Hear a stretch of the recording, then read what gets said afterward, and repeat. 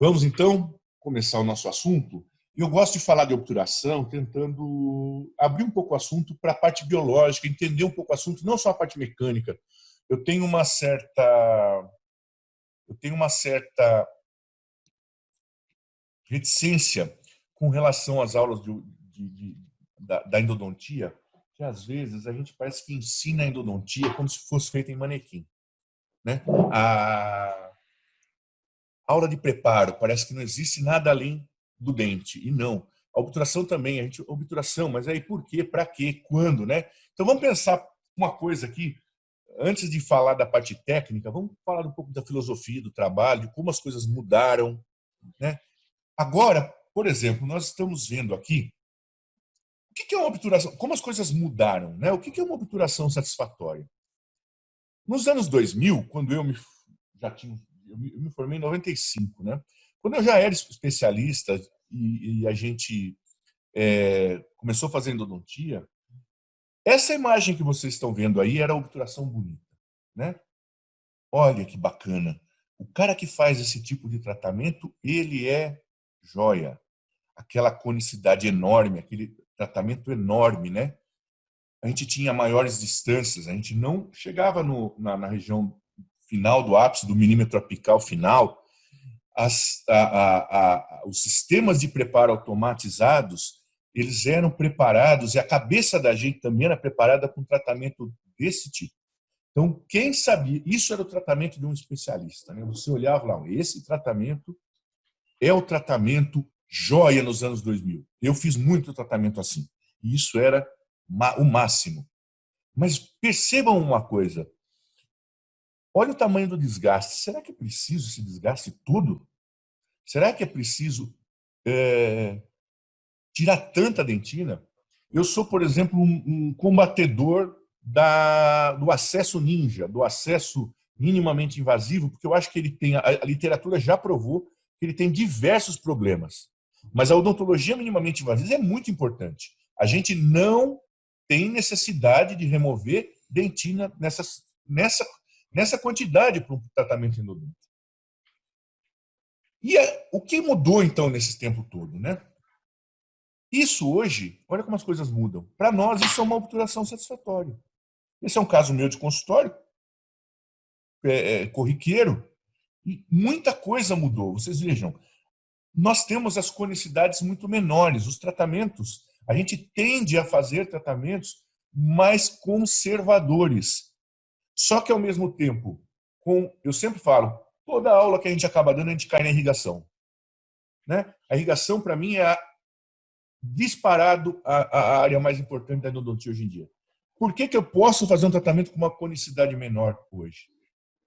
Porque eu tenho a irrigação muito mais satisfatória. A irrigação hoje ela é muito mais efetiva do que ela era nos anos 2000, quando a agulha mal entrava na cervical. Então, com as filosofias de tratamento atuais, nós conseguimos fazer com que os tratamentos sejam com menor conicidade, mais conservadores, com menos retirada de dentina e com mais resistência ao elemento dental, maior durabilidade desse dente, porque não adianta a gente tratar um canal se ele tiver aí 5, 10 anos na boca num paciente que vai ter 50 anos de vida.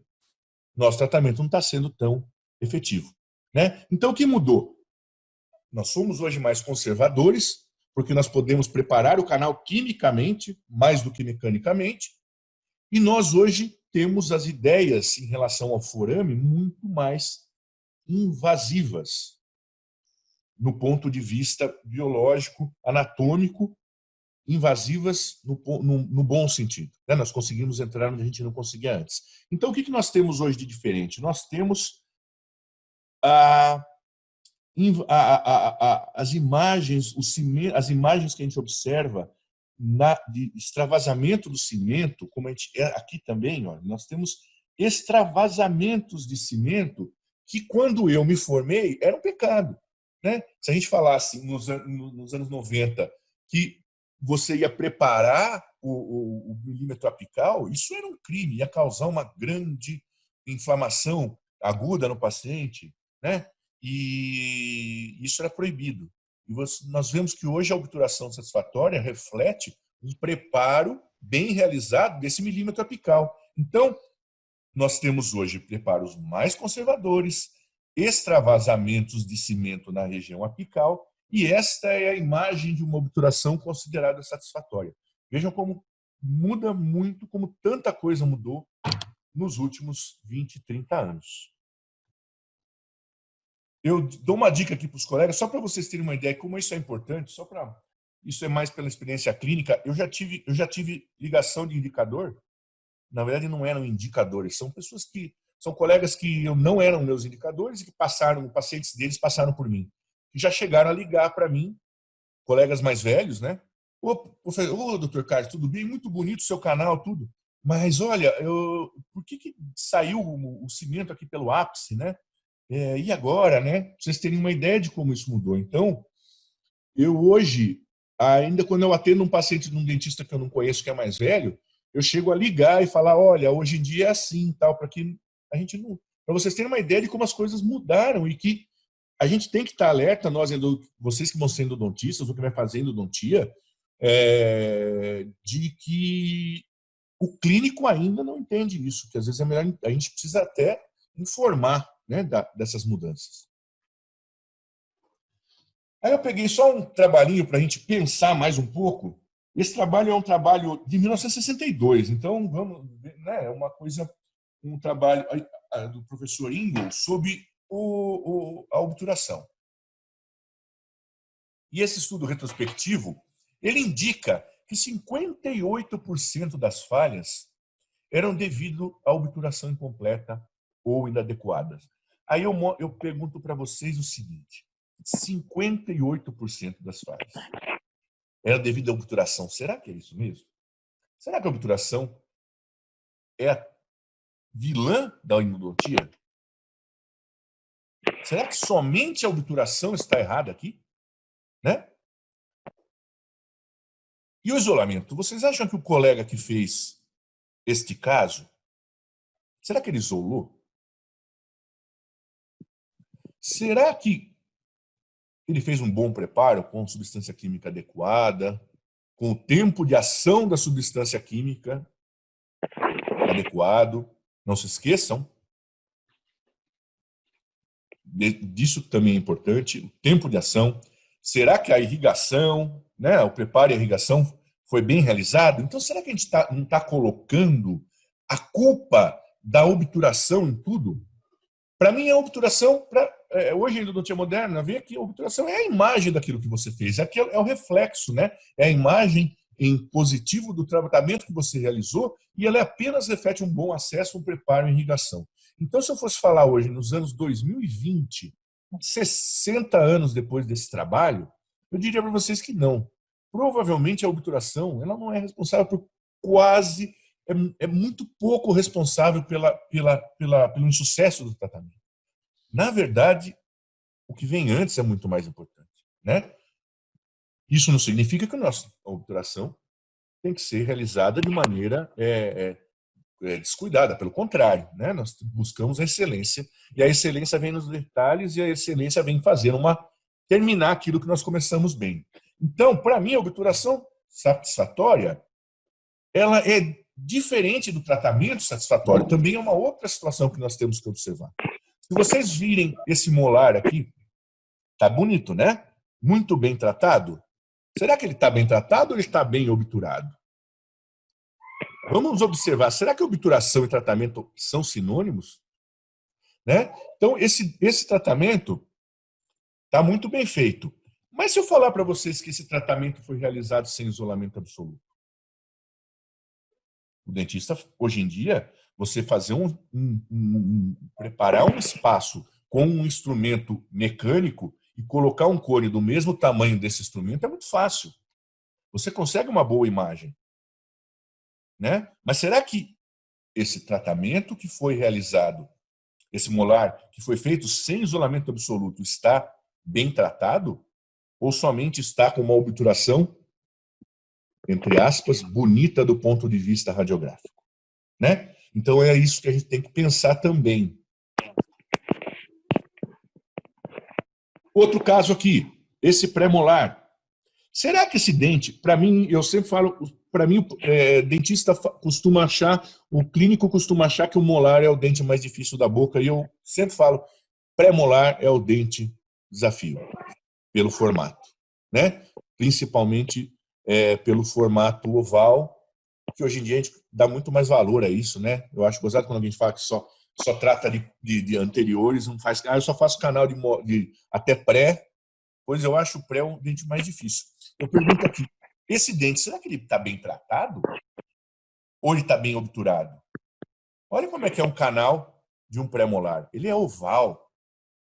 Em grande parte dos casos, ele é oval. O desafio está em obturar toda a extensão do canal. Então, se eu colocar um cone aqui nesse canal, a imagem vai ficar bonita, porque aquilo que eu falei, um cone de taper grande como nós temos hoje, tudo fica bonito. Mas será que não está cheio de bactéria? Será que ele está bem obturado? Essa é a pergunta que eu faço, né? Então, para a gente entender que a obturação satisfatória não é um sinônimo, satisfatória do ponto de vista radiográfico, não é uma obturação, não é um tratamento satisfatório do ponto de vista biológico, do ponto de vista clínico. Porque muitas vezes o que nós temos é isso aqui. Um tratamento bonito do ponto de vista radiográfico, mas cheio de falhas, cheio de espaços vazios. E espaço vazio significa restos biológicos e restos e contaminação microbiana, né?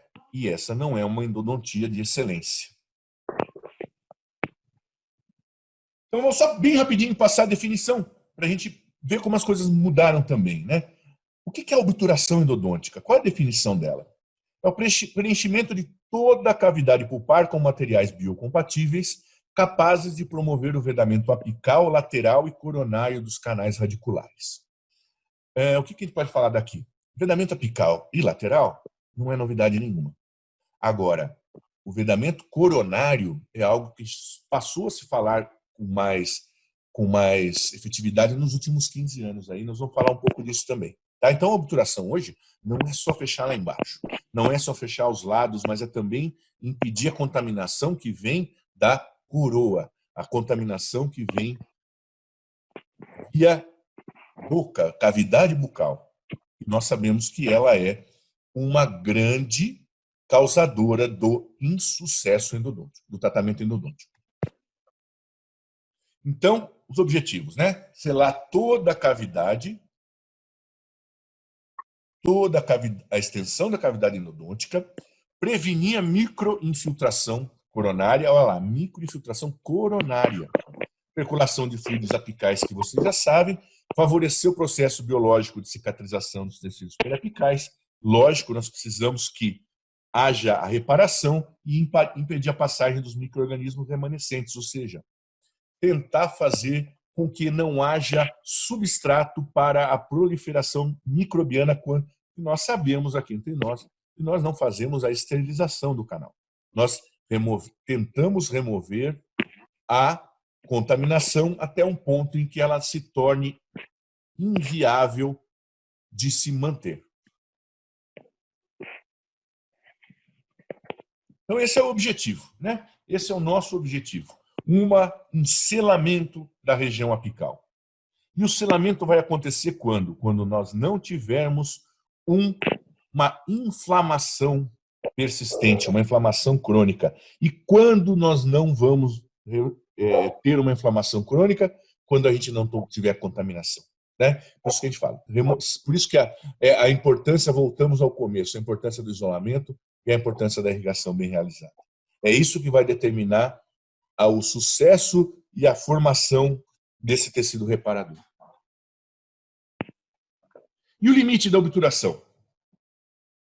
Rapidinho também, porque é um assunto que essa não é uma aula exatamente de obturação dada para graduação, a gente vai falar mais de técnica. Mas qual o limite? O limite que eu, Carlos, acredito que a gente dá nos nossos cursos é o de 1 milímetro. Ainda naquele teórico limite de cimento dentina canal. Cimento dentina canal. Por que, por que não a zero, na minha opinião? Porque eu acho que a gente não consegue o zero e aí eu prefiro que o cimento invada aquela região e não o cone. Ah, professor, mas então você é conservador? Não, não sou. Eu faço alargamento foraminal quando eu acho necessário, eu faço patência sempre, mas embora eu seja conservador no preparo, eu acho que o limite tem que ficar em 1%. Em 1%, não, desculpe, em 1 milímetro. Esta é a minha opinião que eu indico para os alunos dos meus cursos. Tá? Só mais um trabalhinho aqui, só para a gente ver como a diferença, como isso faz diferença no sucesso. Esse trabalho de 1990 mostra que o índice de sucesso em obturações de 0 a 2 milímetros é maior dos que ficam a 3 milímetros e é maior do que fica além do forame apical.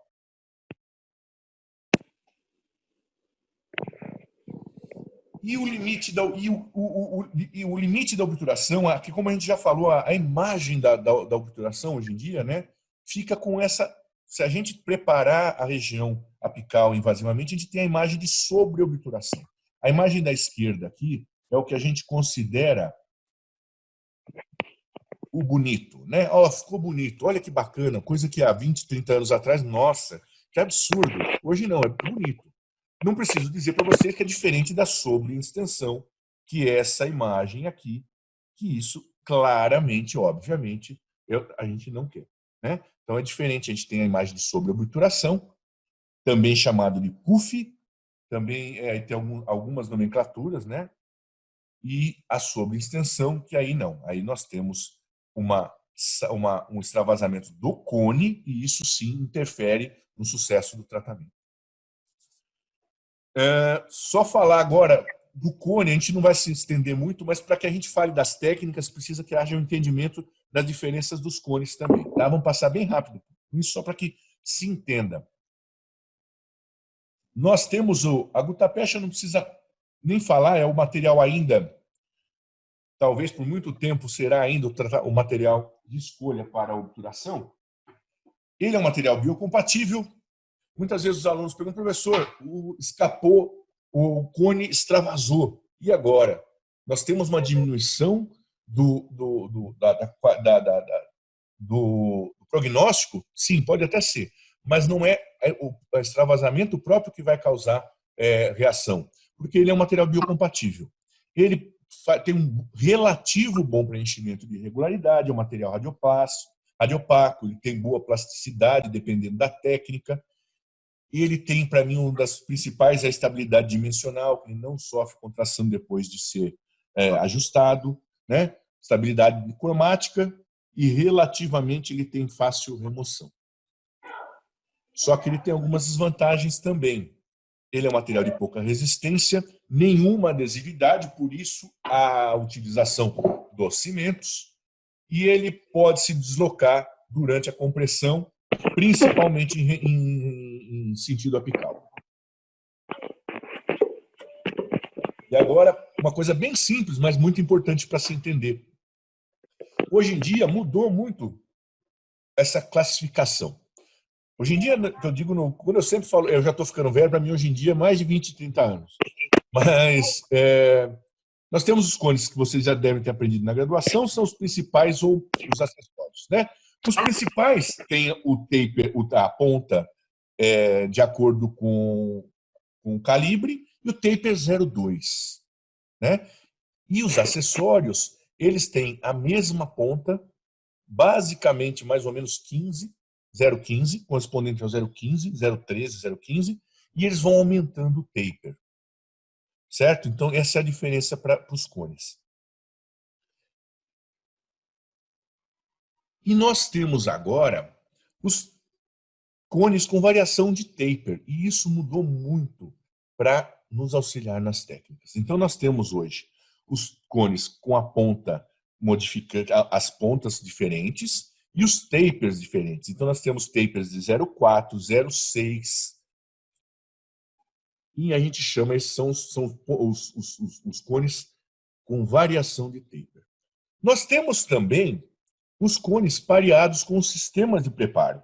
Na verdade, é a mesma coisa, do que eles têm pontas diferentes e tapers diferentes, só que eles se ajustam exatamente ao sistema que vocês estão trabalhando. Então, você prepara com a ProTaper vermelha, você obtura com o cone ProTaper vermelho. Ele já tem o taper e a ponta ajustada ao instrumento que você do preparo principal do canal.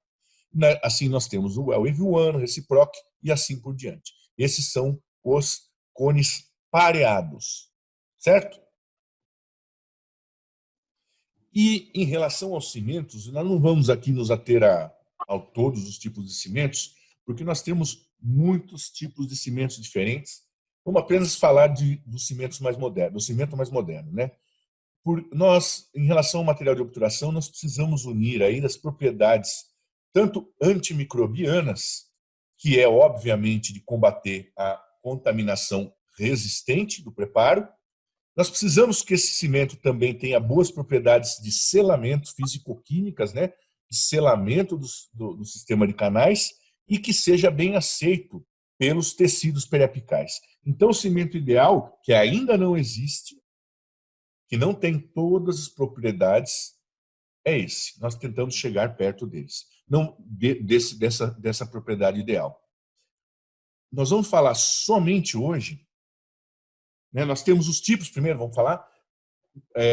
Hoje em dia nós temos uma classificação diferente. Os cimentos são classificados em cimentos de obturação, que são os normais, os que têm viscosidade, que vocês estão acostumados, e os cimentos de reparo. Então, nós temos aqui os cimentos de obturação, que são todos esses que vocês estão vendo, que já conhecem, e os cimentos de reparo, que são os de MTA, a base de MTA, os biocerâmicos. E nós vamos falar um pouco deles agora, porque são os mais modernos, são os que estão aí na crista da onda, são os cimentos que são mais utilizados nos trabalhos mais estudados ultimamente, são os à base de MTA e os cerâmicos. Nós temos apenas um cimento à base de MTA no mercado. Ele teve a adição de MTA à resina, na verdade ele é um cimento resinoso com adição de MTA, só que ele não teve, segundo os estudos, um efeito reparador que tem o MTA na prática.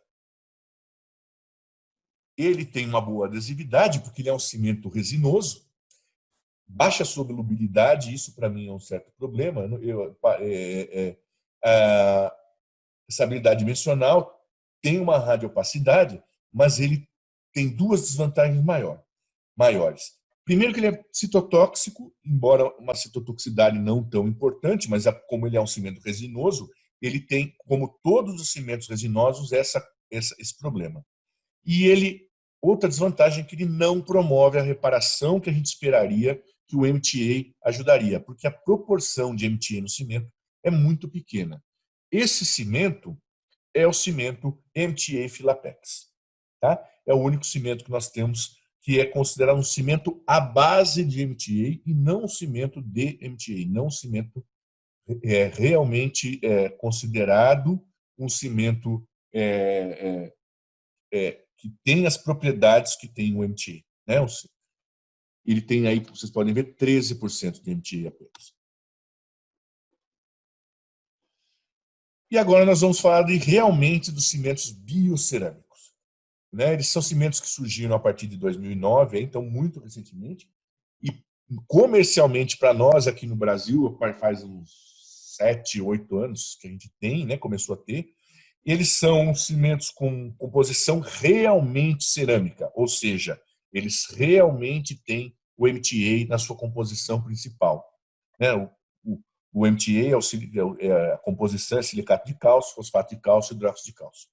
Eles recebem outros nomes também, como cimento à base de silicato de cálcio ou cimento hidráulico de silicato de cálcio. Então, esses são os cimentos biocerâmicos. Eles têm algumas vantagens, porque agora sim nós podemos aproveitar as vantagens do MTA. Então, ele tem uma capacidade de selamento semelhante ao MTA. Isso é muito bom. Nós sabemos que o MTA é um material bioativo, né? Ele atrai as células ósseas, ele atrai o osso para si. Isso é ser um material bioativo. E os cimentos biocerâmicos são bioativos. Ele tem uma boa estabilidade dimensional, ele promove a formação de hidroxiapatita, como eu já falei, durante a presa, né? Esse é o princípio bioativo. Ele tem uma atividade microbiana semelhante ao MTA. O MTA tem uma boa, não é uma excelente, uma ótima, mas é uma muito boa propriedade microbiana. Ele possui propriedades físicas semelhantes ao MTA, que são muito boas também, de expansão após a presa, expansão com umidade, e um comportamento biológico também semelhante ao MTA, quando promove a reparação apical. Então veja que nós temos aí, agora sim, nós temos um material que realmente consegue aproveitar num cimento as propriedades de um material tão importante para nós que é o MTA. Nós temos duas apresentações. Ele é apresentado como cimento reparador, normalmente em pó e líquido, e nós temos o cimento obturador biocerâmico, que são pastas pré-misturadas. Então, nós vamos mostrar aqui alguns exemplos. Nós temos esse material, que a gente mostra sempre primeiro, porque foi o primeiro material desenvolvido, os da Endosequence, e esse é um material que parece um cimento, ele é um cimento reparador, ele não é de obturação, tá? Ele tem uma consistência parecida com o cotosol, e já é pré-misturado, e os outros cimentos, esse sim que nós temos no nosso mercado, o MTA Repair da Angelus, que ele é um material que é utilizado com propileno glicol, tem um pouco melhor uma maleabilidade, uma capacidade de preparo um pouco melhor, ele é mais fácil de preparar do que o cimento de MTA mesmo, né? O material MTA, né? O Biodentin também, que é da Septodont, esse material é um material também que se prepara como um aparelho como um amalgamador, a gente quebra a cápsula e ele faz a espatulação. Nós temos esse outro material que também é usado como cimento reparador, que é da PBS, lá de Pouso Alegre, né? Ele também é um bom material, com custo um pouco mais acessível. E agora nós vamos falar dos cimentos de obturação, né? São cimentos que têm a viscosidade própria para obturação endodôntica. E nós temos esse da Emica Life. Nós temos também o BioCeCiller. Você vê, nós temos agora, na base de polietileno glicol, 65% no caso do BioCeCiller. Vocês vejam, o MTA Repair, que é uma base de MTA, ele tem 13%. E aqui nós temos 65%. Então, vocês vejam que a diferença é muito grande. Por isso, obviamente, que nós temos muito mais propriedades, né, desejáveis do MTA. Nós temos também esse cimento da Septodont, que é um cimento obturador, e o BioSequence Sealer, né, que também é para obturação e com a viscosidade.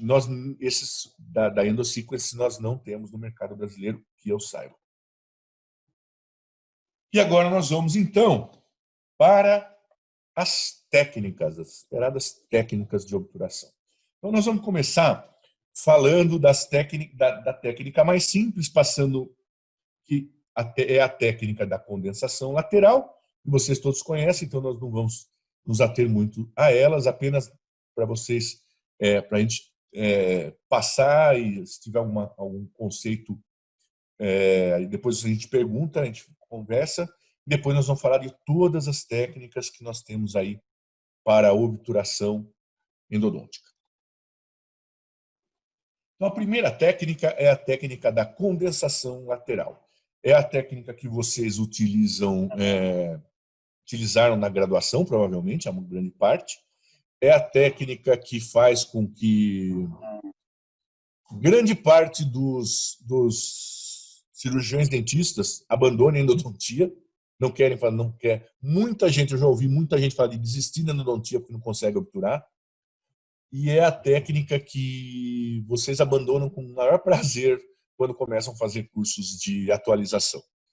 Porque realmente ela é uma técnica difícil, enfadonha, demorada e que pouco efetiva, né?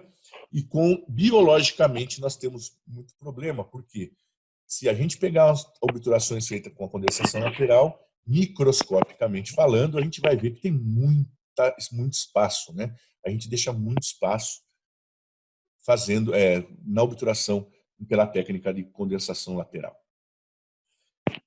Nós temos, no final da aula eu vou mostrar para vocês o meu livro de técnica de laboratório, né? Então aí as ilustrações são todas tiradas deles. Eu só não vou parar muito nisso aqui, que para vocês já é mais simples aqui os materiais, né? Materiais básicos. Cone de gutapercha, a técnica foi desenvolvida para o cone de gutapercha 02, né? Que é o que se tinha quando a gente fazia a obturação pela técnica da condensação lateral, mas o que eu digo hoje para quem ainda vai fazê-la, faça com cone 04, já diminui muito os espaços, já fica muito mais fácil, né?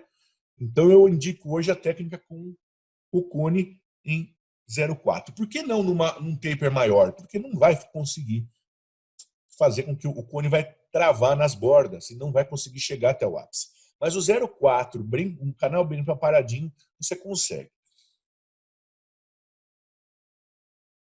Então vamos lá. Seleção do cone principal, normalmente é uma técnica para quem faz trabalho, a técnica manual, né? Então normalmente é de acordo com o último instrumento, o instrumento memória, né? Em que desinfecção, seleção do espaçador, desinfecção, prova do cone, prova radiográfica, protocolo de irrigação, final,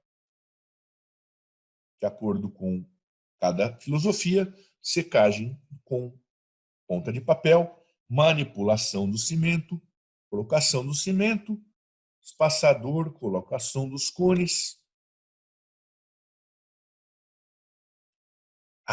Aqui é só para prova de qualidade, gente. Façam a prova da qualidade, viu? Não pulem esse.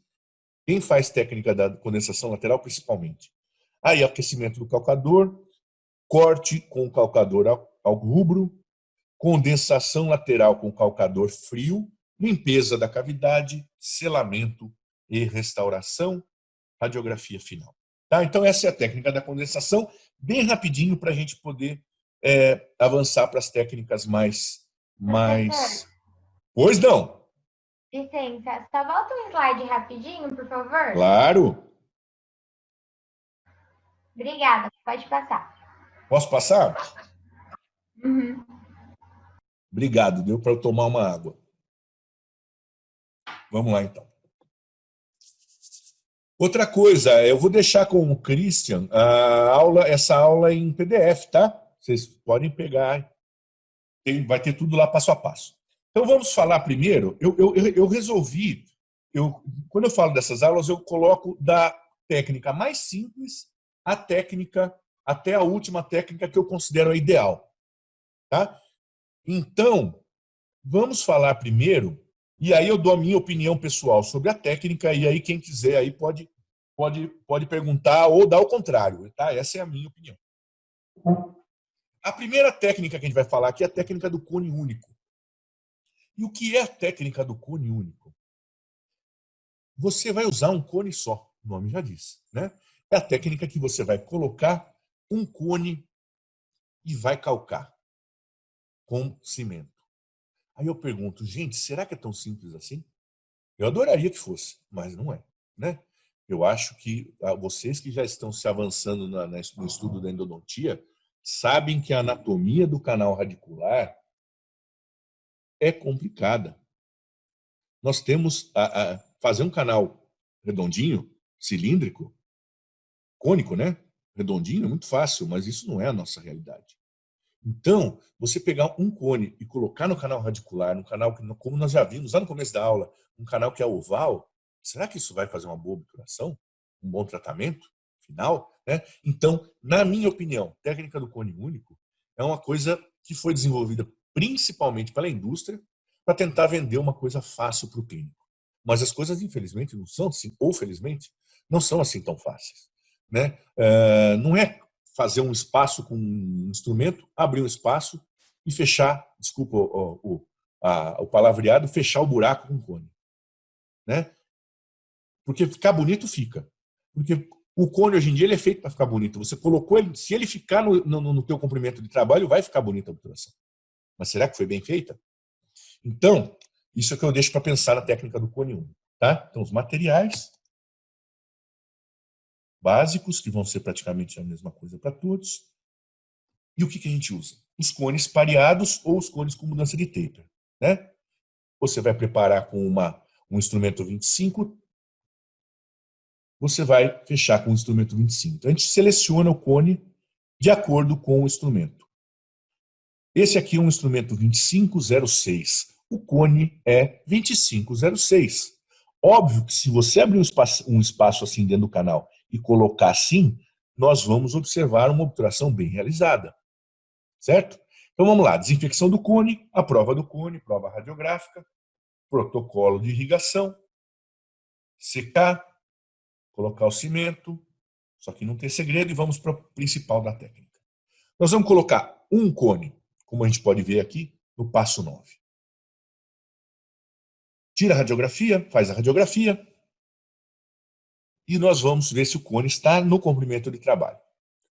Está no comprimento de trabalho, nós vamos cortar, né, aquecer, cortar e condensar o restante a frio. Certo? Essa é a técnica do cone único. Simples, fácil e, na minha opinião, não é efetiva na completa obturação. Tá? Então, você vê muito curso dado por indústria que ensina a técnica assim, de uma maneira de facilitar. Mas a gente sabe que não vai ser. A gente não consegue uma obturação, na minha opinião, que seja efetiva. Tá? Aí o final, limpar a cavidade, radiografia e selamento e restauração. A segunda técnica é a técnica de Tagger. E ela é também para a gente fazer uma introdução. Ela é uma técnica que foi desenvolvida quando a gente tinha apenas preparo manual. Tá? Por isso que a técnica de Tagger, ela ficou... A técnica de Tagger por si só, tá? Não é a técnica que a gente desenvolve hoje, mas a técnica de Tagger ficou um pouco no passado, ela pura e simples, por ela ter sido desenvolvida quando a gente tinha somente sistemas manuais. Vamos descrevê-la aqui, tá? O que nós temos de diferente de material?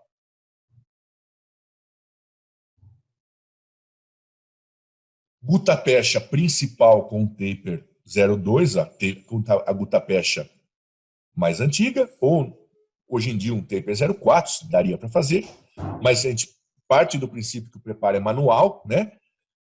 E aí entra o que de diferente? Nós utilizamos o micromotor e o contraângulo e os compactadores de Max Padden originalmente. Hoje em dia nós temos vários compactadores, mas a técnica de Tagger foi desenvolvida para os compactadores de Max Padden. E como essa Carlão, técnica...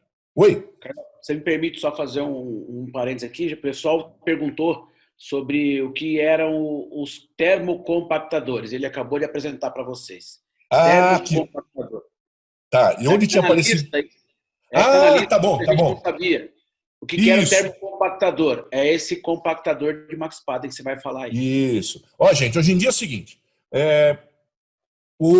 antigamente só tinha esse, né? A gente só tinha o Max... Porque é o seguinte, o nome comercial Max Padden, se não me engano, pertence à Maillefer, né? Então, você só vai comprar termocompactador o original da Maillefer. Só que hoje, se você procurar na internet por termocompactador, você vai encontrar diversas marcas comerciais. Eu venho usando o da Easy e é muito bom. Tá? Eu posso falar o que eu venho usando ultimamente é o da Easy, tá? Mas o da Max Padden também, óbvio que é muito bom e funciona muito bem. Então, hoje em dia nós temos diversos termocompactadores, inclusive com diferenças no corte. Eu não sou especialista exatamente nisso, mas é só de olhar você vê que o instrumento é diferente, tá? Mas a técnica original é com esse termocompactador. Então vamos lá, qual a técnica? Seleção do cone principal. Por que eu estou mostrando aqui uma lima manual? Porque, como eu falei, essa técnica foi desenvolvida na época do preparo manual, né? A técnica pura de de Tager. Então a gente faz a prova do cone, prova radiográfica, protocolo e vamos para a técnica principal. Secagem, manipulação, colocação do cimento e a técnica principal. Inserção do cone até o comprimento de trabalho. Aqui está um pouquinho errado, nós vamos para a prova de qualidade, está aqui, tá? Está errada a ordem aqui. Prova de qualidade, está no lugar certinho? Beleza. Nós vamos fazer o que então? Ativar o termocompactador. O termocompactador é o seguinte, ele funciona, para quem não conhece, em sentido horário. Você tem que colocar o micromotor em sentido horário, só que as espiras são em sentido anti-horário. Então, o que ela faz? Ela amolece, vamos falar assim, né?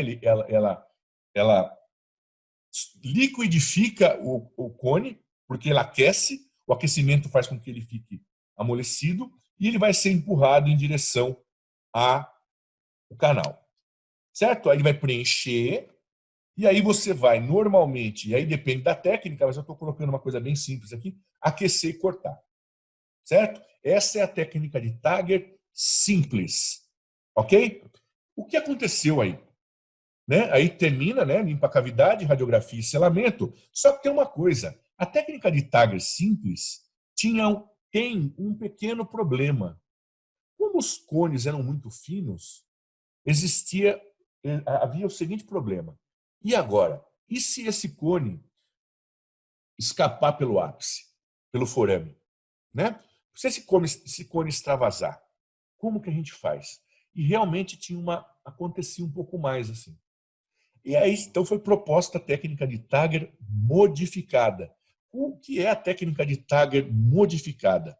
É a utilização de um cone acessório com espaçador digital.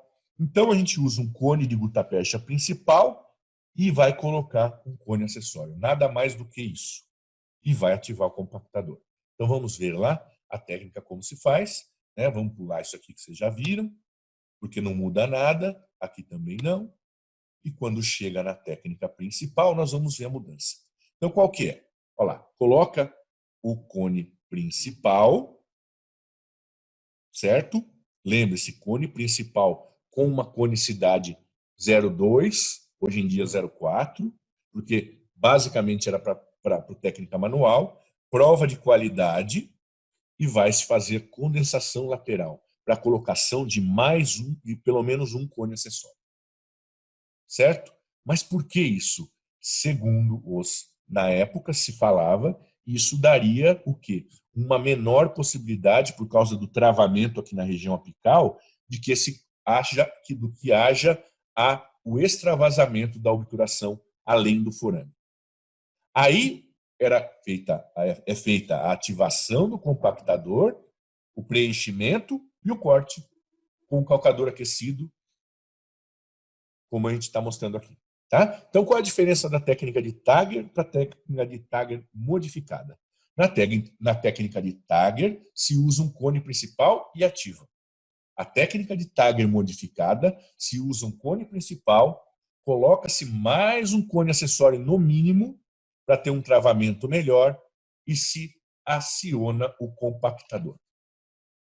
Certo? O final está aqui, mesma coisa para tudo. Então, nós falamos aí das duas técnicas de Tager e no final nós vamos voltar a ela, porque, dando um spoiler aí, é a técnica que eu uso no consultório. Certo? Agora nós vamos falar da técnica de Schilder. Técnica de Schilder, ela também é uma técnica muito antiga, só que ela foi adaptada para os nossos tempos. Nós temos excelentes profissionais que trabalham com a técnica de Schilder. Tá? Associada às técnicas modernas de preparo, então, com cones com taper maior e tudo. Preparo, taper maior. Então, a técnica de Schilder, ao contrário da técnica de Tagger simples, é uma técnica que evoluiu também, né? Pouca gente hoje trabalha com a técnica de Tagger ou a Tagger modificada pura, mas a técnica de Schilder ela é muito usada ainda, por isso que a gente tem que ter atenção com ela. Qual o problema, voltando aqui só para a minha opinião com a técnica de Schilder? Eu acho muito difícil. Acho trabalhoso demais, sendo que eu tenho os resultados com a técnica que eu prefiro, que é com o termocompactador, que nós vamos falar daqui a pouco. Tá? Eu acho a técnica de Schilder muito efetiva. Ela realmente é efetiva. Tem colegas que fazem tratamentos muito bonitos e só utilizam Schilder desde a faculdade. Minas Gerais, por exemplo, todo mundo aprende a fazer Schilder, porque era a técnica utilizada pelo professor de Deus. E o pessoal lá é fera, eu acho excelente. Pessoalmente, para mim, eu não tenho muita paciência, eu acho muito difícil utilizar aqueles termocompactadores. Tem gente que utiliza a técnica de Schilder com calibração, cortando a ponta dos cones também, que eu acho que dá muito trabalho. Mas, enfim, é uma técnica que, bem realizada, é perfeita. Tá? Eu já tentei várias vezes, mas eu achei que algumas vezes, mas eu desanimei com o trabalho que ela dá. Certo? Isso é uma opinião minha de consultório. Tá? E quais são os materiais necessários para a técnica de Schilder? Então vamos lá. São os básicos. Você vê que aí nós não temos calcadores, mas pode ter para ajudar depois no final, tudo, mas enfim, não é o material mais básico, né? Aí nós temos aí, hoje em dia, os cones de gutas pareados, com as pontas de papel absorvente, pareados com os sistemas mais modernos, né? E o diferencial.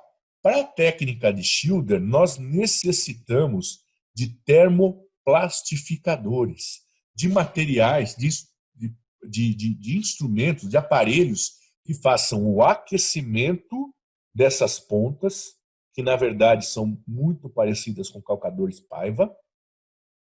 E em algumas técnicas ainda nós temos injetores de gutapecha plastificada. Tá? Então aí nós temos um aumento de custo na técnica, aumento de dificuldade, mas é aquilo que eu falo. Quem está acostumado não consegue viver sem. Tá? Então esses são os aparelhos necessários para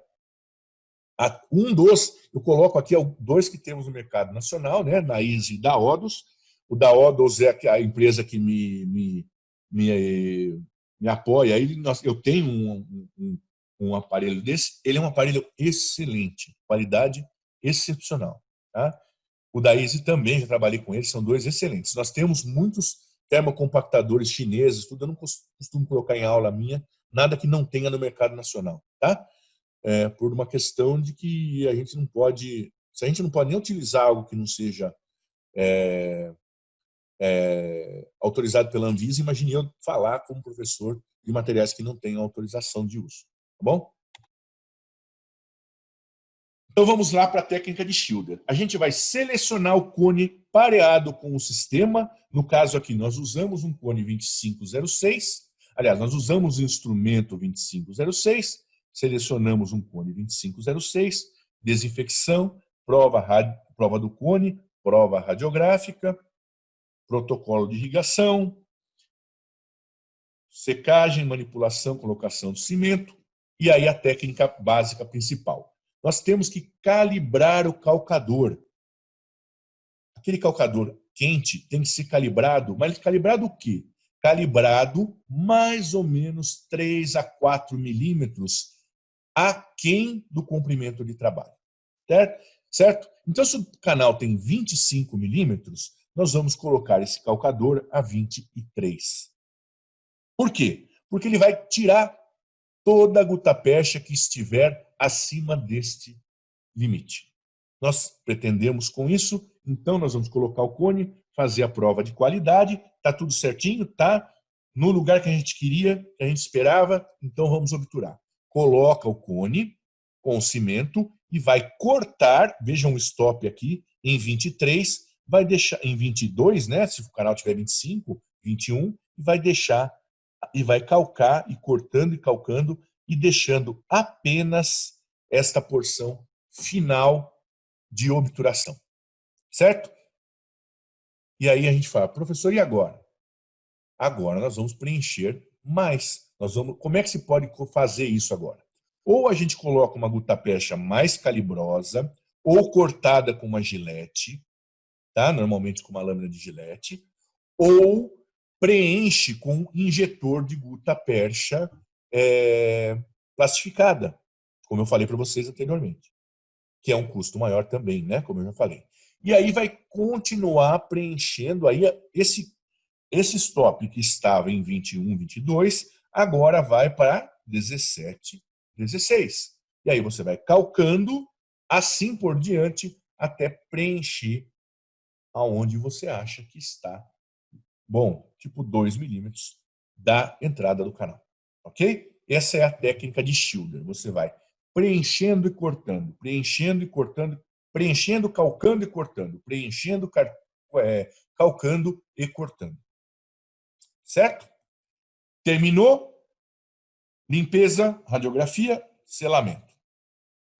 Ok? Então essa foi a técnica de Schilder, também chamada de técnica de ondas contínuas. Agora nós temos uma técnica que é mais recente e que é exatamente igual no ponto de vista mecânico à técnica de Schilder. Tanto que os slides são os mesmos. Tá? Nós vamos ver aqui. É a técnica com ultrassom. O ultrassom é um instrumento, eu posso falar para vocês que quando eu comprei o meu primeiro ultrassom, eu falava, vou usar o ultrassom para agitar a solução irrigadora, não é isso? É fazer o PUI, né? Vou comprar um ultrassom para fazer PUI. E hoje o ultrassom não sai da minha mão. Eu uso ultrassom para tudo, inclusive para obturação, mas não para essa técnica aqui. Eu não gosto dessa técnica também. Eu acho ela um pouco difícil, como a técnica de Schilder. Eu gosto de usar o ultrassom hoje para fazer uma ponta de ultrassom, a mesma que se usa para PUI, né? Aquela uma pontinha bem fininha para espalhar e para difundir o cimento obturador nas paredes do canal. Certo? Mas vamos para a técnica com ultrassom de obturação. Materiais básicos da técnica de Schilder, também a mesma coisa. Cone de gutapercha apareado, ponta de papel absorvente. E agora a diferença é que nós precisamos de um aparelho de ultrassom. Coloco esse aqui é o único, eu não ganho nada para fazer isso, apenas porque eu posso falar bem dele, porque é o que eu uso no consultório. E essas são as pontas que eu gosto. É a empresa que patrocina a gente também, que apoia a gente nos cursos. Essas são as pontas da Helsi, a E11 e a E10. Tá? A gente vê que é uma ponta mais grossa, que é uma ponta mais calibrosa para o corte final, e uma ponta mais fina, que é para o corte mais para picão. Vejam que é a mesma coisa, é o mesmo princípio da técnica de Schilder. Qual a diferença? Na técnica de Schilder, o que corta é a temperatura, é o aumento de temperatura pura e simples. E na técnica com ultrassom, é a vibração, que também causa aumento de temperatura, mas é a vibração ultrassônica. Certo? Então vamos lá, mesma coisa, seleção do cone, de acordo com o último instrumento, desinfecção, prova do cone, protocolo de irrigação, e aí secagem, manipulação, colocação do cimento, e vamos para a técnica básica. E vejam que são os mesmos slides, as mesmas figuras utilizadas para a técnica de Schilder. Só que ao invés aqui de ser um calcador a quente, né, do aparelho de termoplastificador, nós temos aqui a ponta de ultrassom. Então nós vamos calibrar a ponta de ultrassom, que aqui utilizamos como calcador, prova de qualidade, coloca o cone, vê se está tudo certo, e nós vamos, com a ponta de ultrassom, cortar naquele limite que nós estabelecemos de 3 a 4 milímetros no ápice. Corta com a vibração, calca sem a vibração e com a vibração também, isso aí depende de quem realiza a técnica. E aí vai ou injetar ou colocar uma gutapercha mais calibrosa, cortar de novo, injetar de novo e assim por diante até haver o preenchimento do canal. Certo? De novo, como a técnica de Schilder, tem muita gente boa fazendo obturação com ultrassom. Certo? Eu acho meio trabalhoso. Eu tive duas experiências que me foram meio desagradáveis. Foi de quando fazer a prova da qualidade final, ou tinha deslocado. E eu fiquei meio cismado e não faço mais. Mas eu vejo muita gente boa fazendo técnica com ultrassom. Alguém abriu o áudio aí? Oi? Eu, com licença. Tanto a de Schilder quanto a do ultrassom, cortar e injetar, né, e calcar, de quanto em quantos milímetros? Então, depende do tamanho do canal, né? Basicamente, um canal você vai fazer umas 3 vezes. Num canal grande, umas 3. No canal pequeno, umas 2 a 3. Tá? Até 4. Isso aí vai de acordo com a técnica que você usa. Se você usar um injetor, por exemplo, você acaba injetando mais e fazendo menos passos. Entendeu?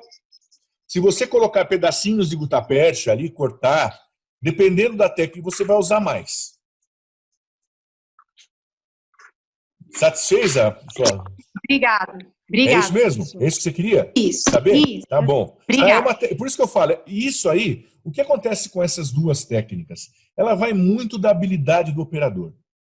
Ela tem uma curva de aprendizado muito grande.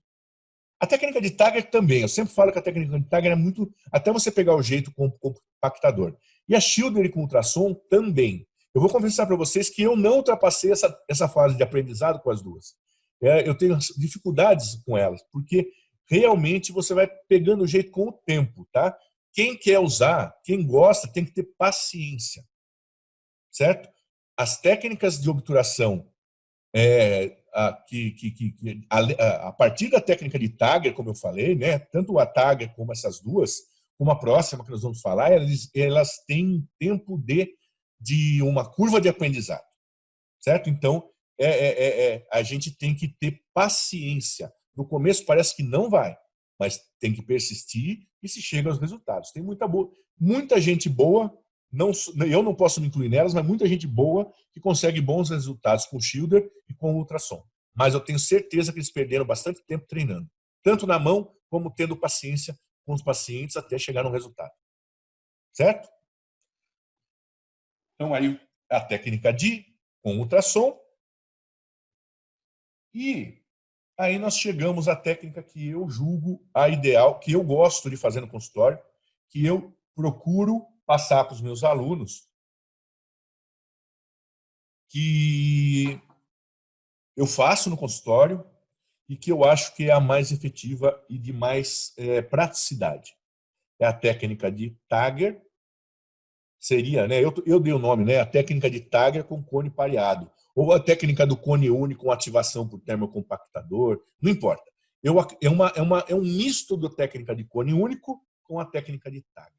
Seria uma adaptação à técnica de Tagger aos dias atuais, né? Não tem segredo nenhum, não é invenção minha, eu apenas gosto dessa técnica e é a que eu indico. Então, os materiais, certo? E aí nós vamos utilizar o quê? Um cone de gutapercha pareado com um sistema final, micromotor e o compactador de Maxpari. Então, como nós vamos fazer essa técnica? Nós vamos selecionar de novo aqui, ó, um cone único, um cone principal único, pareado de acordo com o último instrumento de preparo. Né? Desinfecção, prova do cone, protocolo de irrigação, mesma coisa com tudo, secar o canal, fazer o cimento, colocar o cimento, e aí vamos à técnica. Nós vamos colocar o cone pareado, o cone com o cone único, né, entre aspas, técnica do cone único seria, a gente vai colocar esse cone com o taper certinho, já pareado com o taper do instrumento. Então ele vai ficar, em relação à técnica de Tagger mesmo, qual a diferença principal? A técnica de Tagger é um cone muito fino, ou você coloca 2, 3 cones. Nessa técnica você coloca apenas o cone pareado com o sistema, certo? Prova de qualidade, tá aqui, vê se está tudo certo. E aí nós vamos fazer a ativação do compactador. Simples, né? Pois é, não tem muito o que inventar. Nós vamos preencher o canal e fazer o aquecimento e o corte. Só por um adendo aqui, eu costumo usar para esse corte, eu não uso aquecido, eu gosto de usar ponta de ultrassom, que eu acredito que faz um trabalho um pouquinho melhor. Então esse corte é de acordo com o que você preferir fazer. Tá? Carlão, Vale? posso pedir um favor para você, de explicar para eles assim, porque eu acredito que eles não tenham ainda a noção de como usar um termocompactador. Vamos lá. Muitos deles eu acredito que nunca tenham visto, né, a ação de a técnica de como utilizar, a penetração, como é que você faz com o termocompactador? Você faz movimentos... Gente, olha, uma dica que eu dou para vocês com relação ao termocompactador. Não sei, Cris, só uma pergunta, você usa o que no consultório? Eu uso essa técnica, eu faço um misto, né? Dependendo do caso, tá? Dependendo da anatomia do canal, eu vou utilizar uma técnica ou outra. Posso utilizar a técnica do cone único simples, tá? Quando eu tenho canais que têm uma secção mais circular, né? De acordo Sim, exatamente. Isso. E quando eu tenho canais mais ovalados, com anatomias um pouco diferenciadas, por exemplo, até o canal em C, que um outro professor tinha colocado para a gente, aí não tem jeito, existe a necessidade de fazer a termoplastificação para você adaptar melhor o material obturador. Mas o terço apical, como você comentou em todas as técnicas, não sei se eles perceberam, o terço apical sempre você coloca um único cone. Sim. Porque o terço apical, anatomicamente, é onde você tem a secção circular. Por isso que ali a gente corta um único cone. E no restante do canal, terço, médio e cervical, é onde nós fazemos a plastificação, porque a anatomia não permite, né, a adaptação de um único cone. A anatomia ela é diferenciada. Exatamente. Mas o termocompactador é que acho que eles não sabem como é que utiliza, né? Tá bom. Gente, então é o seguinte. O que eu vou falar? Qual a primeira coisa que eu falo para vocês em relação a essa técnica? Entre a técnica com o compactador em geral, quem nunca usou vai se sentir maravilhado, porque vai eliminar aquela necessidade de colocar 10, 15, sei lá quantos cones de guta secundário. E todo mundo sabe como aquilo é chato e difícil, né? Primeira coisa. Mas o que eu deixo de dica em relação a isso? Eu sempre falo com meus alunos. Não desista. Porque o que acontece? O aluno compra o compactador, me vê usando. Quando você pega alguém que faz um negócio há 20 anos, tudo é fácil, né? Você vê eu na minha mão, na mão do Cris, na mão do Laércio, que é bem mais velho que eu, você vê qualquer coisa na mão da gente, parece que a coisa funciona fácil. Não, mas não é assim. Tem uma curva de aprendizado. Então, gente, o que eu digo para vocês do compactador? Usem, treinem no dente na mão, tá? Tenham paciência, porque demora para pegar o jeito. Mas depois que pegar, vocês nunca mais vão querer outra coisa. Para fazer esse preenchimento de toda essa, como o Cris falou, essa região ovaloide, essa oval, que precisa de um preenchimento melhor. E que aí vocês vão deixar de preencher com aquele monte de cone de gutapecha acessório. O que é o problema do compactador? Como eu falei, o começo. Tá? Como que você usa esse material? Existem duas maneiras de fazer. Você coloca ele desligado numa rotação horária, no baixa rotação, média, tá? Não é nem aquela muito baixa. Eu gosto de uma média para menos, certo? Horária. O que se faz? Há duas técnicas. Se colocar com ele desligado e se ligar com ele dentro do canal. Essa é a técnica mais utilizada até. Eu prefiro entrar com ele já ligado. Certo? Mas isso vai de acordo com com o que a gente vai se desenvolvendo, vocês vão se desenvolvendo aos poucos. Você vai colocá-lo naquele espaço do canal em que você você coloca e você já vai perceber naturalmente aquele espaço do canal por onde ele vai entrar. Ele vai entrar mais ou menos a uns 5, 4, 5, 6, dependendo do canal, menos. Se for um canal muito pequeno, menos que isso. Ele não precisa entrar totalmente, ele não é um material que você tem que colocar 2, 3 milímetros do ápice. Não. Você pode pôr aquém. Num canal maior, você acaba colocando ele mais além. Tá? E vai acionar. Esse material vai se liquidificar e vai preencher o canal. Nesse momento que ele preenche o canal, ele vai expulsando o instrumento. Você vai sentindo na mão que ele vai saindo. Tá? Quando você pega o jeito com o instrumento, chega ao ponto de que ele corta exatamente a 2 milímetros, 1, 2, 3 milímetros da entrada do canal e é só calcar. Você não precisa cortar mais. Agora, como eu falei, demora para pegar o jeito. Tem hora que não dá certo? Tem hora que não dá certo.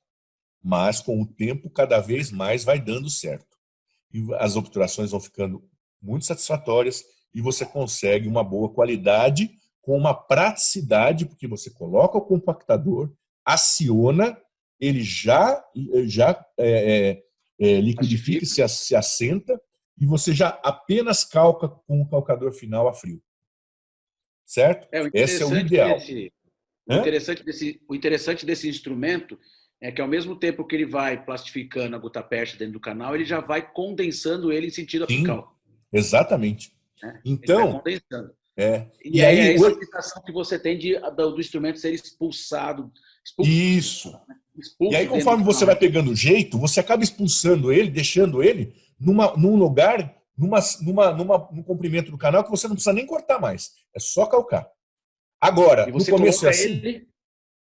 Oi? E você coloca ele aquém do seu comprimento de trabalho, né? Sim, claro. Sempre bem antes. O que eu digo é assim, que você acaba deixando depois, na cervical, praticamente já pronto, sem precisar cortar. Pelo menos eu consigo isso, mas também demorou. Isso demanda uma paciência para que você pegue mão. Os alunos costumam achar que fazer o preparo do canal é o difícil, né? Quando eu comprar um motor, é isso que vai dar trabalho. E a gente, na minha opinião, talvez é mais difícil aprender a usar o localizador apical e o compactador. Eles demandam mais tempo ainda de pegar a mão, pegar o jeito, né? O compactador, em especial, ele tem uma curva de aprendizado grande. Porém, os benefícios são maiores ainda. Vale a pena. E eu digo para vocês, eu falo para meus alunos, insistam, façam na mão, uma hora vocês vão pegar o jeito. E é muito bom depois. Certo? Carlão, vou ler umas perguntas aqui que tem no bate-papo. Pode falar. A Carolzinha está perguntando, o termocompactador também é pareado com o sistema? Não. Boa pergunta. Aí vai de gosto, tá?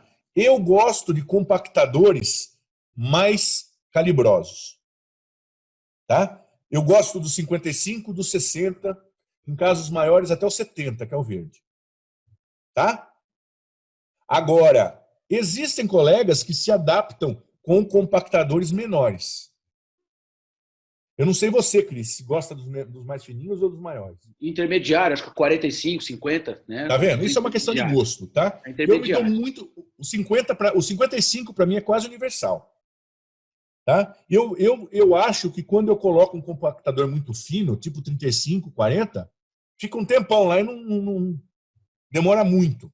Né? Ele demora um pouco mais, exato. Isso. Para classificar. Eu peguei. Isso também é uma questão de mão, gente. Cada um vai ter a sua. Por isso que eu falo que tem que treinar, mudando, compra de 2, 3 tamanhos e vai pegando a mão. Para mim, eu me adaptei muito com 55 e 60. Certo? Eu acho que seria até interessante, é lógico que eles vão ter a parte prática de tudo isso, né? Começar para que eles sintam a diferença, né? Claro. Por isso que a gente pede na lista, a gente pede um menos calibroso e um mais calibroso. Então, mas agora. Agora é a hora de vocês. Agora, vocês como alunos de pós, é a hora de vocês tomarem contato com materiais diferentes, porque vocês vocês todos são cirurgiões dentistas, né? Quando a gente passa da graduação, vocês começam a ter, depois do treinamento inicial, vocês têm que ter, vocês têm que entrar em contato com os materiais diferentes para vocês também criarem as suas próprias conclusões, né? Senão vocês se tornam apenas uns fazedores, e nós não somos fazedores, somos pensadores. Então, do mesmo jeito que eu utilizei instrumentos finos e grossos e tomei a minha decisão, vocês também vão tomar de acordo com a experiência de vocês, né?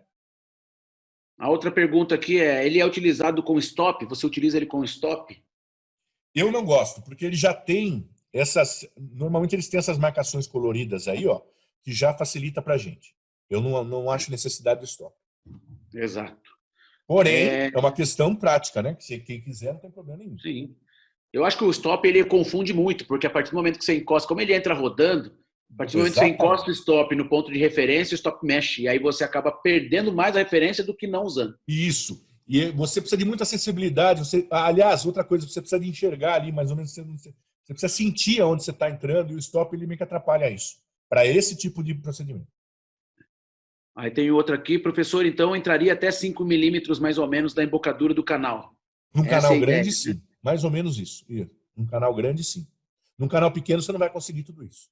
Pode ser aquém. E fala da vida útil das pontas, dos termocompactadores. Boa pergunta também. Vai depender de 2 coisas. 3 coisas. Primeiro, da qualidade do material. Normalmente esses materiais são bons, boa qualidade. Vai depender normalmente ele dura bem, ele é um material de boa durabilidade, mas depende da sua destreza. Eu quebrava mais antigamente, quebro menos hoje. Sempre que ele quebra, dá para tirar, tranquilo. Nunca tive um problema que eu não consegui tirar. É raro, normalmente ele quebra, e você só desparafusar ele ali, e já não tem problema, porque ele quebra sempre no cabo, né? Ele não é um instrumento que vai causar danos de quebrar lá dentro. Mas tem o custo, lógico, não é bom ver um instrumento quebrar. Só que a gente vai se tornando mais hábil esse instrumento, ele tem que entrar sempre perpendicular. E ele só, à medida que você entorte ele tem a capacidade, ele tem uma probabilidade maior de quebrar. Então a gente vai ficando aos poucos com maior destreza para manter esse material, esse instrumento, na mesma posição para não haver quebra. Mas elas ocorrem. Vou falar para você que eu acabo usando eu acho que uma dura. Olha, eu quebro com pouca frequência, tá? Mas quebra sim. Outra coisa, mas não tem aquela coisa da durabilidade após alguns usos, porque quando ele quebra, você retira com facilidade. Agora, tem um grande problema também, que é o paciente. Às vezes que eu lembro que eu quebrei, é quando você está ali, o paciente dá de fechar a boca. Não sei se aconteceu isso com você, Cris. O paciente inventa de fechar a boca e o negócio quebra. E quebra fácil. Porque qualquer entortadinha quebra. Diferente da lima que ela aguenta, né? Quando você está lá fazendo um preparo, vai que o paciente dá aquela deglutida. No preparo, você dá para tirar, ele aguenta. O Max Paden não, ele quebra. Então eu já tive algumas experiências ruins assim, quando o paciente morde e eu, desgraçado, me fez quebrar. É um instrumento que é para trabalhar na parte reta do canal, né? Ele não aceita deflexões, né? E quando o paciente morde, dá aquela deglutida, sem querer, você está num molar lá atrás, o instrumento quebra. Isso já aconteceu comigo, sim. Mais perguntas? Tranquilo. Agora está tranquilo. Pode ir? Vamos embora. Então, nós falamos, vamos voltar aqui só para fazer. Essa é a técnica que eu prefiro, que eu uso mais, que eu falo para os alunos fazerem, principalmente os canais ovais, né? Olha aqui, a gente coloca o cone, usa o compactador, preenche, corta. Vejam como é no papel simples, né? Lógico que as coisas não são tão simples assim na prática, mas vão se tornar cada vez mais simples à medida que vocês vão se adestrando e treinando. Não adianta. Tem certas coisas que é mão, né? Treinar. Não tem jeito. Não dá para ensinar destreza manual, né? Vocês têm que praticar. Aí, final, limpeza da cavidade, radiografia final, selamento e restauração. Tá? Por último, eu vou fazer só um adendo aqui para a técnica de obturação de dentes com ápice aberto, né? O que nós temos de técnica com ápice aberto? Nós já tivemos técnicas de apsificação com hidróxido de cálcio. Eu não vou perder muito tempo nisso, porque isso é uma coisa que vocês devem ter futuramente em aulas de tratamento de dentes com isogênese incompleta. Só para a gente falar aqui de uma técnica mais moderna, né, o que a gente está se fazendo mais, uma técnica de obturação mais moderna, que é a técnica com a utilização de cimentos biocerâmicos. Então, nós temos aqui um caso, por exemplo, de um molar com ápice aberto, né, só para o esquema aqui. A gente descontamina. E aí nós vamos, aqui já é uma aula de tratamento de dentes com risogênese incompleta, né? Descontaminação com hidróxido de cálcio, aí vai variar. Mas o dentes com ápice aberto e mortificação, deixar bem claro, tá? Dente com infecção, com polpa morta, não é um caso de polpa viva, porque daí é outra coisa, não tem nada a ver com isso, né? Mas esse caso de polpa morta, nós fazemos a desinfecção do canal e a obturação é realizada com MTA, assentamento do MTA na região apical, que a gente chama de plug de MTA, e a obturação ou com gutapercha ou com MTA inteiro. Essa é uma diferença que nós temos agora também. Nós estamos fazendo obturações só com cimento biocerâmico, né?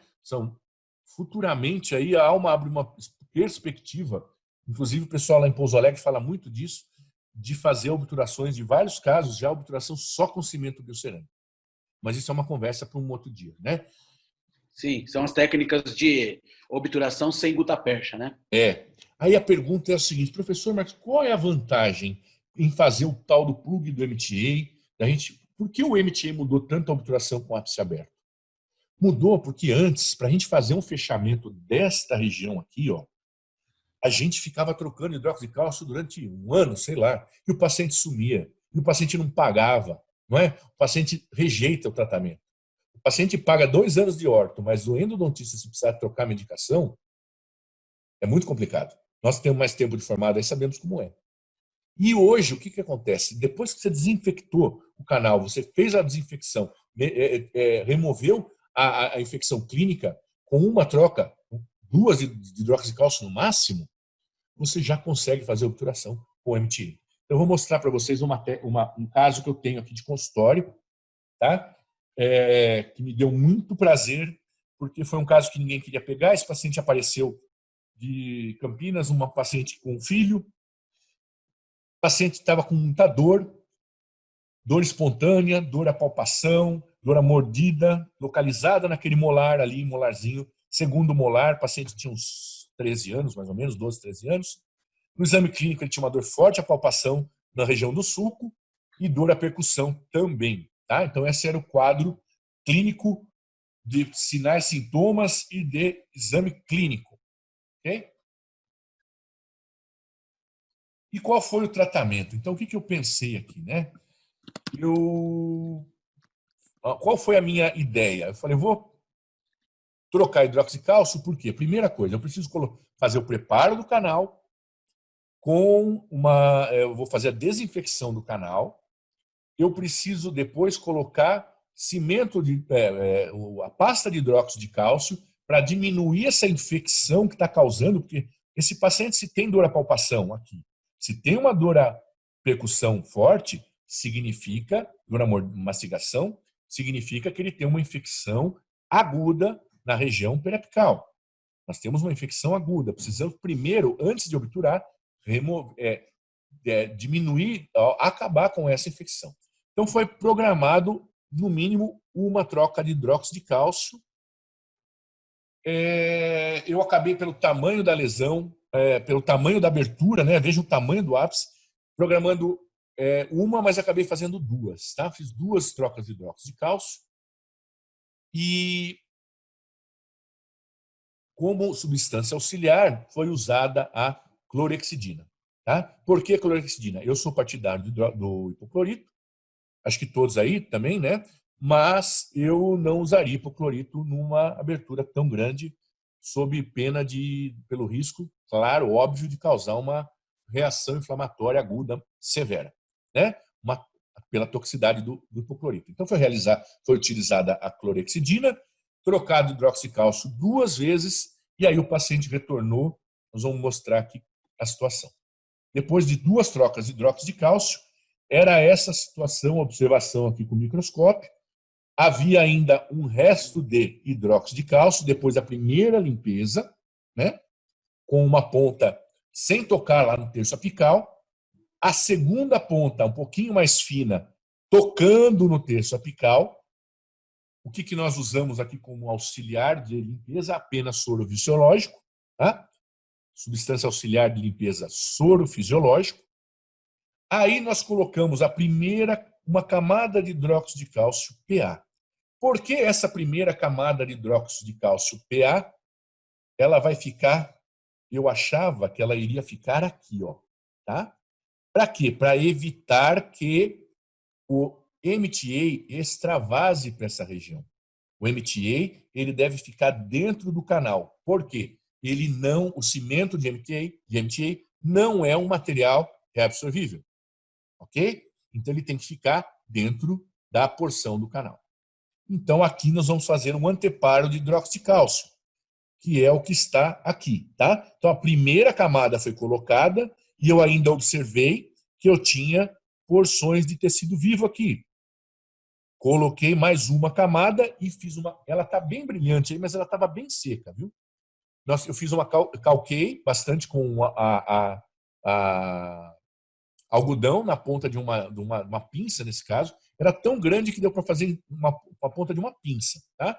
E aí eu senti uma boa firmeza, um material bem firme ali. Isso me deu segurança de colocar a primeira camada do MTA, certo? Segunda camada de MTA, aplicar o adesivo e fazer uma restauração provisória com resina flow, tá? Então foi esse o tratamento realizado, a obturação total, nesse caso, com o MTA puro, ok? Professor. É isso aí, Carlão. A Carol estava perguntando no bate-papo, estava respondendo justamente isso para ela quando você estava explicando. Porque o outro professor que deu aula agora há pouco falou sobre a medicação de hidróxido de cálcio e ele fez um comentário sobre, né, o tratamento de dentes com dentes permanentes jovens, Sim. com ápice aberto, e ele falou do tampão de hidróxido de cálcio, justamente isso que você está falando, né, de colocar. E eu estava comentando com ela que é uma técnica que é uma opcional, nem sempre, nem todo mundo que faz isso. Não, né? não. A partir do momento que surgiu a técnica do MTA, o pessoal começou a colocar MTA diretamente na região apical, fazendo o plug de MTA. Acontece que tem esse porém, né? O problema é ele extravasar. Esse caso é muito grande, entendeu? O risco de extravasar, principalmente quando tem ápice muito aberto, o risco de extravasamento é grande. Sim, por isso que eu fiz esse tampão. Aí é preferível você ter o extravasamento do hidróxido de cálcio do que do MTA. Claro, lógico. Sim, o hidróxido de cálcio está para isso. Porque ele vai fazer a ponte com o osso, né? Ele vai fazer a ponte entre o MTA e o osso. Futuramente ele vai sumir e o osso vai se unir ao MTA. Né? Há outras perguntas, e aí são casos e casos. Né? Esse caso, ele é muito grande. Então, a pergunta que quando eu apresento esse caso, que já me foi feita é: professor, por que você não fez um tampão aqui e encheu de gutapercha, por exemplo? Primeiro, porque era muito grande. Eu achei muito grande para preencher com gutapercha. Que é a outra técnica que existe. Faz tampão e enche com gutapercha. Lógico, exatamente. Faz um tampão de MTA, aí você faz um sanduíche. A primeira camada pode ser hidróxido de cálcio, tampão de MTA e gutapercha. Primeiro, que era muito grande. Segundo, que eu fui ver durante o tratamento que esse menino era uma praga. Então, vocês imaginam. Olhem para esse tratamento. É difícil, né? Só de olhar. Não dá preguiça? Só de olhar? Imagine com o moleque chorando sem parar e xingando a mãe, gritando, né? Então, na primeira consulta, eu falei: de jeito nenhum, eu vou tentar. Se eu conseguir, tomara que eu consiga, eu vou obturar inteiro com o MTA, porque vai ser mais fácil também, né? A gutapercha daria bem mais trabalho. E é muito grande. Eu acho que até num paciente que se comportasse direito, eu ia preferir fechar com MTA. Mas a gente tem várias opções e a gente vai mudando a opção de acordo com a situação. Aí, por exemplo, eu tenho uma situação biológica da infecção, eu tenho uma situação anatômica, que é um dente difícil, numa posição difícil de um paciente difícil, né? Então, são todas essas situações que nós temos que unir para tomar uma decisão e torcer para acertar, né? Então, esse aqui é o caso, só para mostrar o final agora, o caso inicial, né? O menino como apareceu, troca de hidróxido de cálcio, 2 trocas, né? Aqui, a formação, aqui, ó, o que foi que aconteceu aqui? Eu não imaginava que eu tinha já um tecido ósseo toda nessa região. Quando eu coloquei o tampão de hidróxido de cálcio, ele ficou aqui, ó. Olha que interessante, né? Aqui já tinha osso, tudo invaginando nessa região. Então ele ficou acima da onde eu achei que fosse ficar. Mas é aqui mesmo, eu cutuquei ali. Tinha osso? Deixa o osso lá. Coloquei em cima, é isso que a gente consegue. E aqui a preservação de 4 meses. Eu tenho a preservação de 2 anos, é que não deu tempo de colocar. Mas ele está tudo certo, perfeito. O menino tá, o dente já foi bem restaurado, está tudo certinho. E ele está com a vida normal aí, tá? Esse é um caso, então, foi de obturação com completo preenchimento com MTA. Certo?